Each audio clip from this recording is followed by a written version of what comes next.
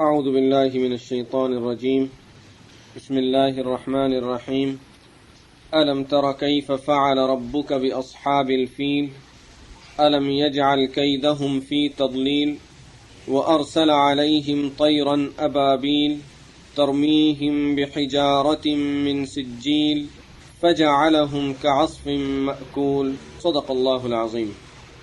This surah is called Surah Al-Fil, and most of us might be aware of the reason why this surah is called Surah Al-Fil.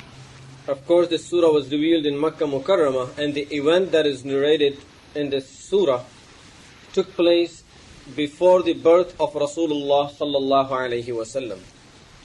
And that is the event when Abraha, the king of Yemen, tried to destroy the Kaaba, and he came with a large army that had many elephants also. This is why they are called the people of elephants. This event of Abraha trying to attack Mecca and destroy the Kaaba took place the same year that Rasulullah sallallahu alaihi wasallam was born, but this event was before Rasulullah sallallahu alaihi wasallam's birth. Since in those days Arabs had no fixed calendar to start their dates from, so they always used to refer to the most important event that is closest to their dates. Whatever they would like to assign, they would go back to the most important event that happened in the history, and then they will start marking their dates from that time. So accordingly, since this event was very important to them, so they used to call it Amul Fil, the year of elephants. And this is why in the books of history, when we read about Rasulullah sallallahu alaihi wasallam's birth, it says he was born Amul Fil, during the year of elephant, which simply means is referring to this event. And as I said, they used to go back to the most important event that is closest to their date or their time, and they used to refer to those events to set the dates. What was the event? In Yemen, there was a king whose name was Zun Nawas. Zun Nawas was from a clan called Himyar. These people had no religion except they used to worship objects. And at that time, of course, even Rasulullah sallallahu alaihi wasallam was not born, so the only religion was there that was acceptable at that time was Christianity. And Christians were also the superpower from the Roman Empire. So there were a lot of Christians in Yemen. Of course, their book was changed, but there was no other prophet to follow. So therefore, they were considered the people following the right track. The king of Yemen, Dhun Nawas, he started torturing these Christians, and finally he started killing them, and he made his people dig big ditches, long and very deep ditches, and they put on fires into those ditches, and then they started throwing all the Christians into those ditches. That's the event that is referred to in Quran al-Kareem in Surah Al-Buruj. قُتِلَ أَصْحَابُ الْأُخْدُودِ النَّارِ ذَاتِ الْوَقُودِ إِذْ هُمْ عَلَيْهَا قُعُودٌ. The people of ditches were killed, and they were burned into the fire. النَّارِ ذَاتِ الْوَقُودِ. So, this was the king Dhun Nawas who killed all of those Christians. But there were two Christians who were able to escape from Yemen. Somehow they escaped from Yemen and straight they went to King Hercules. King Hercules wrote a letter to the king of Habasha. The king of Habasha was also Christian, and those people were Christians. So those people prepared an army, and he sent the army to kill these people, the people of Himyar that were living in Yemen. When the king of Habasha sent the army, he had two leaders of the army. He assigned two commanders-in-chief for the army. One was Irbat and the other was Abraha. So Irbat and Abraha, they had their armies and they started killing people in Yemen, and they killed so many people that the people of Himyar were almost finished except for some of them who were able to escape from Yemen. The king himself, the Nawaz, he tried to escape from Yemen, but he got drowned in the ocean.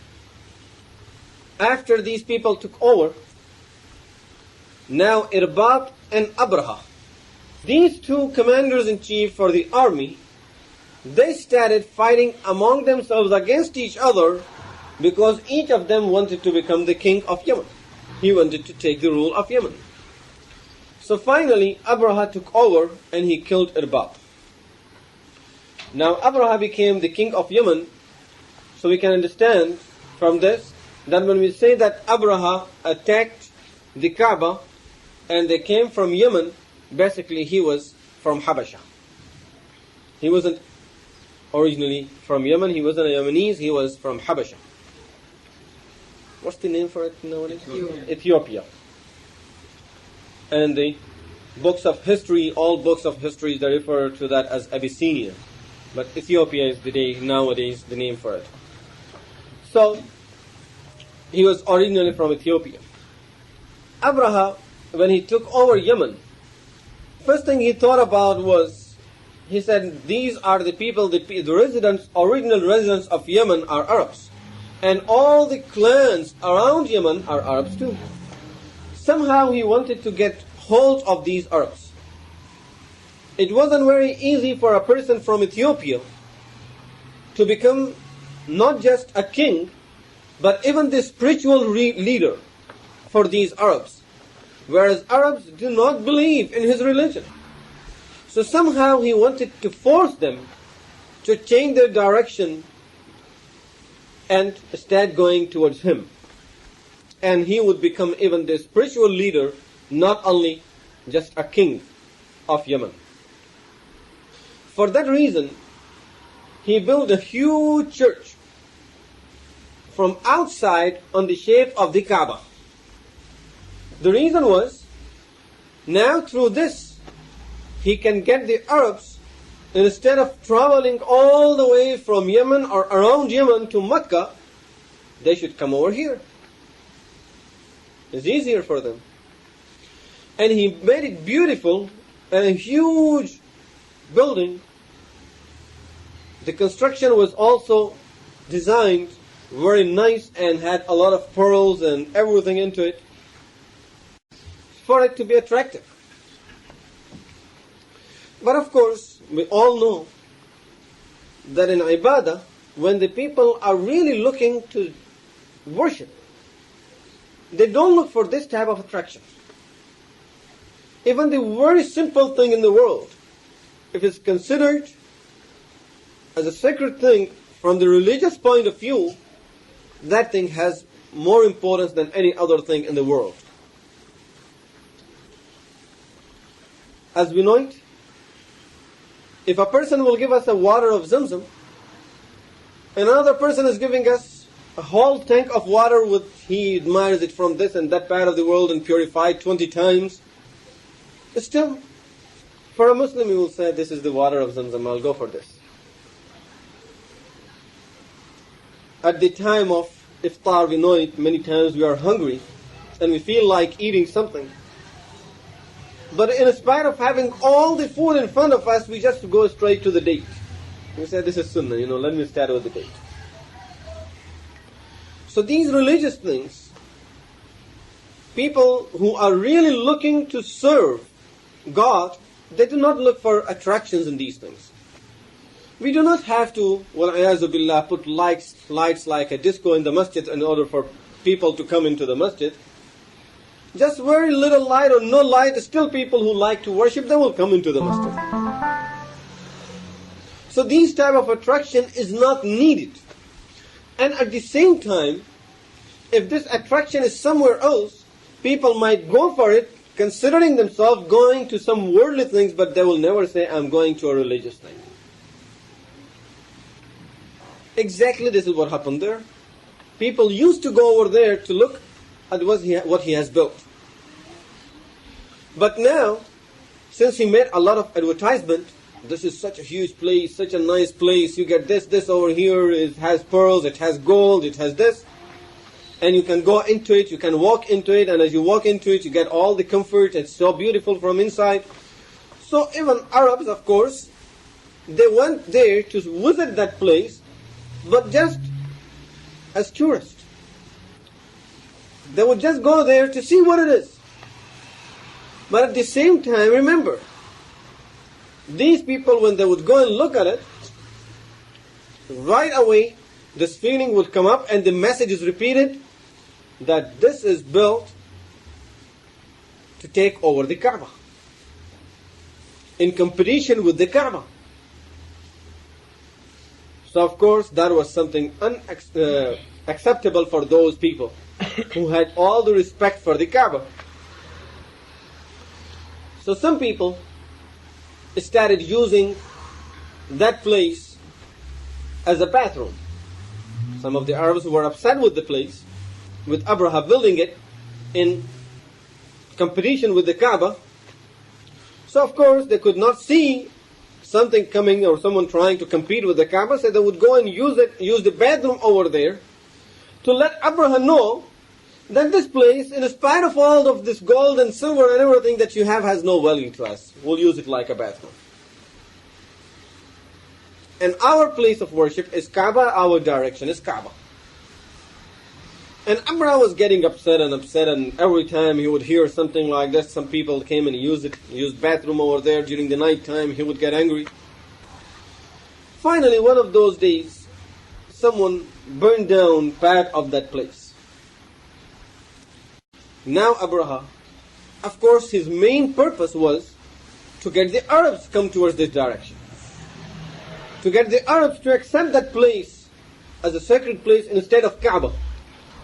But he realized that these people are not accepting that message at all.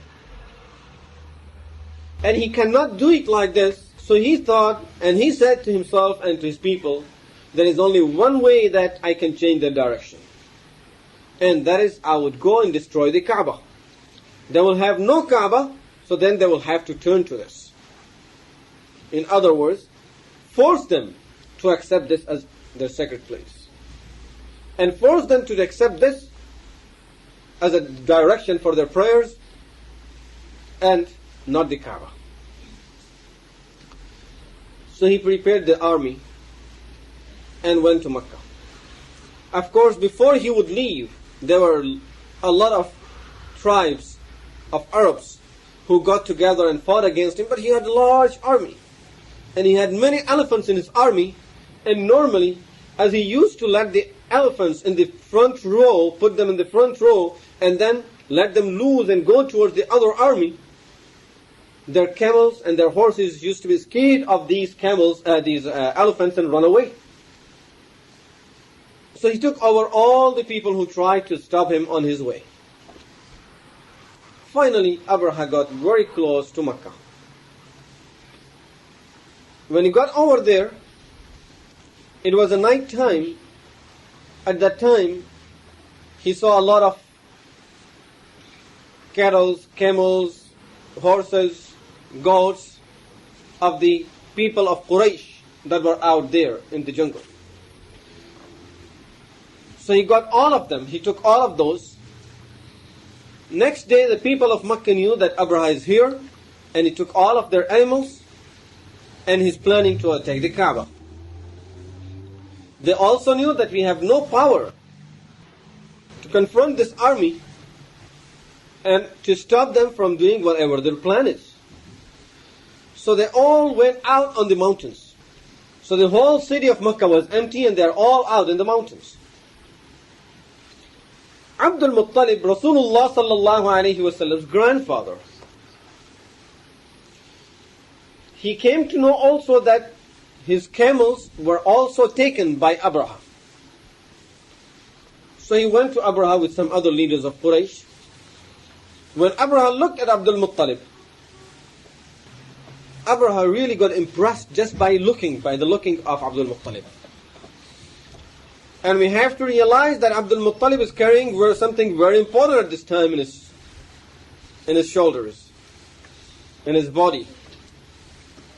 He's going to be, or he is the father of Abdullah, and Abdullah will be the father of Muhammadur Rasulullah sallallahu alaihi wasallam. So Abdul Muttalib is not just a normal person, he's a special person.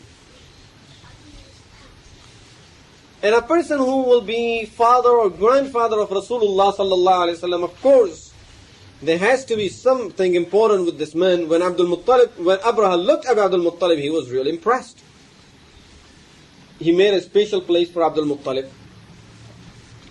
Abdul Muttalib, when he started talking to him, he started the conversation with, last night you took some of our animals, and there were some of my camels also there, about 100 camels of mine, so I would like you to give me my camels back. So Abraha says to Abdul Muttalib, I was really impressed by looking at you, and I thought you are a very intelligent person, and very intelligent leader of this clan, and I thought you would talk to me about the most important thing you people have, and that is the Kaaba. But I'm surprised that you're talking to me about your camels, and you're not worried about anything else. We are planning to attack the Kaaba and attack Mecca, and all you're talking about is your camels. Abdul Muttalib said, أنا رب هذه الجمال وللبيت رب يرعاه. I am the owner of these camels. And this house, Kaaba, has also an owner who is going to protect his own home. So I'm not worried about someone else's own home. That's Allah's home, He's going to protect it. And my responsibility is for my camels, so this is why I'm asking for my camels. Give me my camels back. So Abraha thought it's very easy to please this man, the leader. If the leader is pleased, then all of these people will be out of our way, and we'll just easily destroy the Kaaba and walk back. So he gave him his camels back. Then as Abdul Muttalib was leaving, Abraha asked him,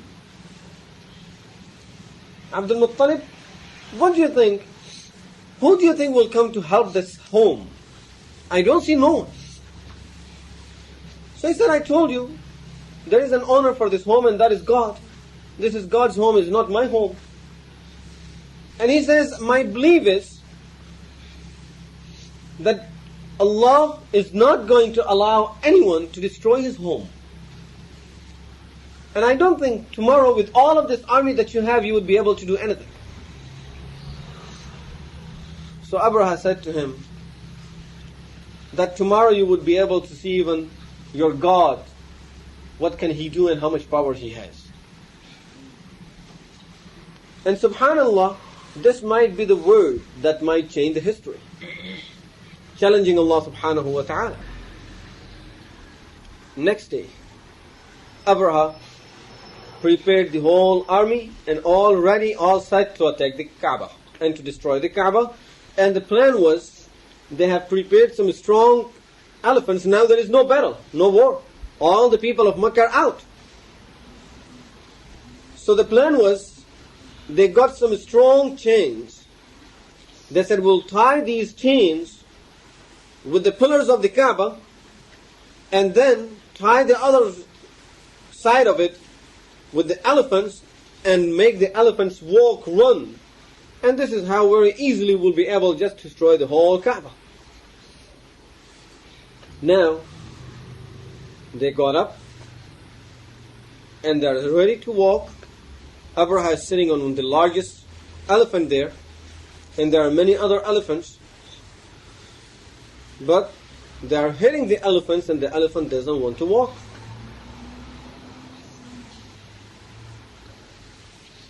Now in no time they realize the elephant sat down. Now they are trying their best for the elephant to get up and walk.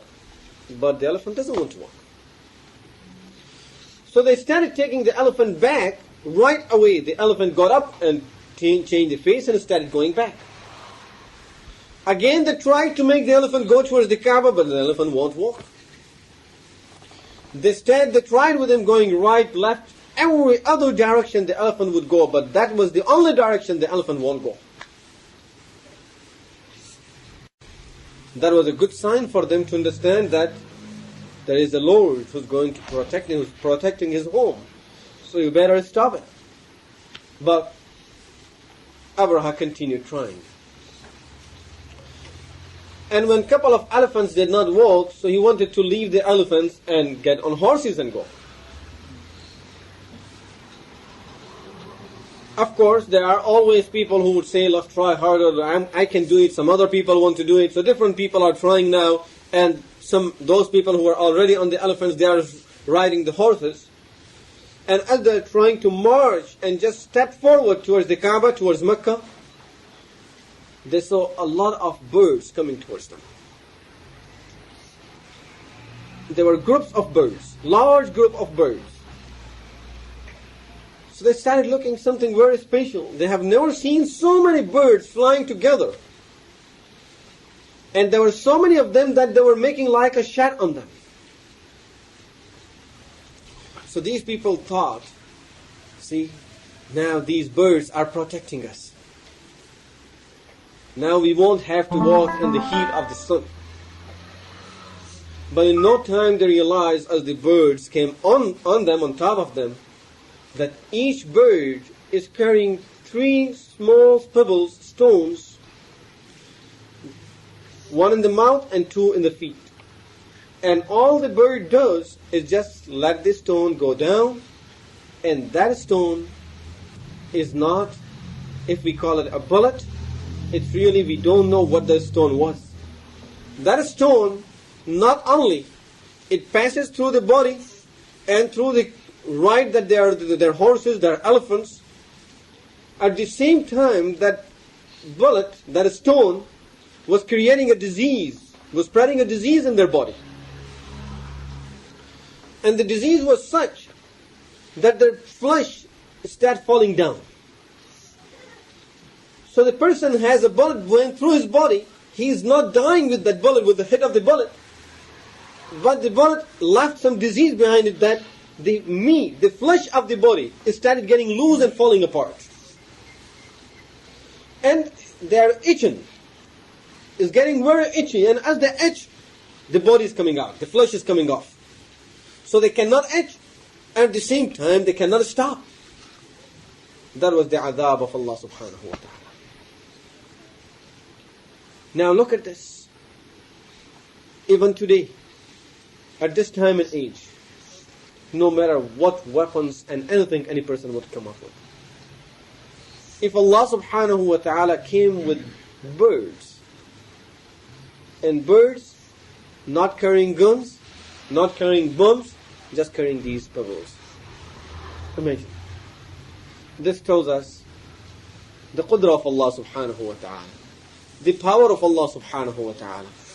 That subhanallah, no matter how strong the person will get, how advanced the technology will get, Allah subhanahu wa ta'ala just needs, He doesn't need, but He can use some of His birds to destroy everything. And Allah subhanahu wa ta'ala had showed us in the past, throughout the history we see it, the strongest nations in the world, the strongest nations in the world, Allah subhanahu wa ta'ala used something to destroy them. What was that? Imagine. Air. Air. Can we stop the air from getting somewhere? The wind started blowing, and the strongest nations in the world are getting destroyed by just this wind. So Allah subhanahu wa ta'ala always shows us His signs. And each and everything in the world shows us the signs of Allah subhanahu wa ta'ala. The person who thought that he is the greatest God ever came to this world, and he is the greatest God, Fir'aun, Allah subhanahu wa ta'ala used the water to destroy him. So these birds, water, air, these are the things that Allah subhanahu wa ta'ala used for destroying nations. And even nowadays, we see earthquake. Just the earth starts shaking up. Nothing is used. Just shake the earth a little bit.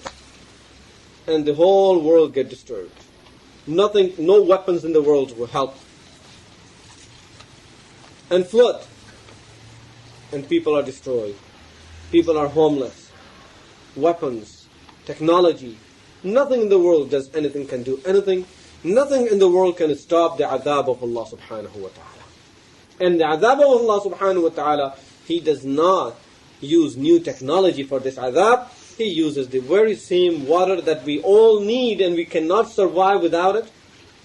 He uses the very same air that we always need and we cannot survive without it. These are the things that Allah subhanahu wa ta'ala uses. These are the simple. If we forget the qudra of Allah subhanahu wa ta'ala and we start looking, we might feel that, oh, in those days people really didn't have all of these weapons. We have to realize that these weapons are doing nothing. And if the wind will blow, believe me, imagine if they have the whole army out there and their aeroplanes are up in the airs with all the best bombs in the world. One bomb is enough to destroy the whole world. Imagine if a wind will blow so hard that the plane is getting out of control. Then what? If it will start raining heavy that they can see nothing. Allah subhanahu wa ta'ala's power. وَأَرْسَلَ عَلَيْهِمْ طَيْرًا أَبَابِيلَ. He just sent these people who came with elephants. Imagine, people are coming with elephants and arrows, swords.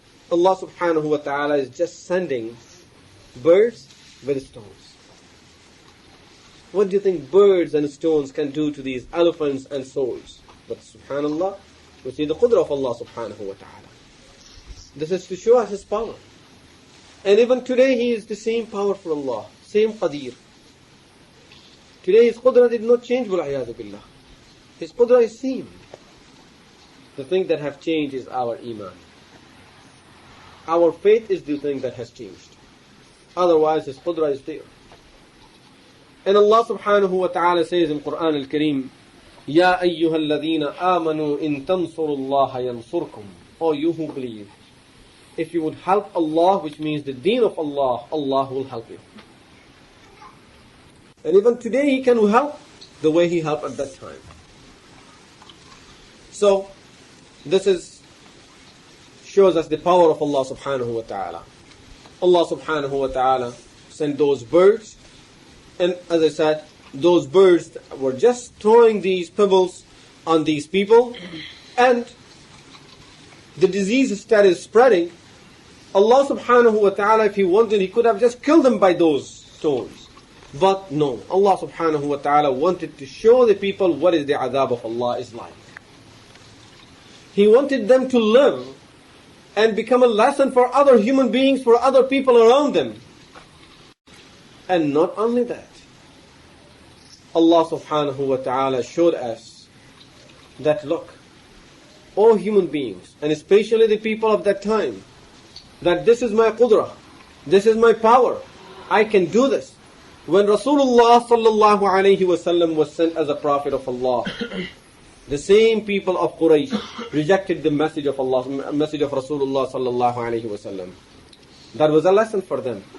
That look, Allah subhanahu wa ta'ala has the power to destroy you just the way He destroyed those people. So Rasulullah sallallahu alayhi wa sallam, after he was born,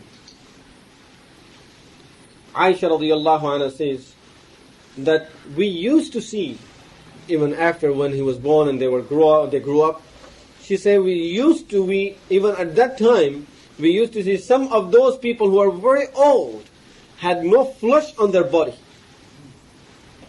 Some of the people from the same, of the people of elephant who came in the army of Abraha, Aisha radiyallahu anha says, we saw some people who, by scratching their body all the time, they had no flesh on their body, and they used to be just sitting on the street begging people.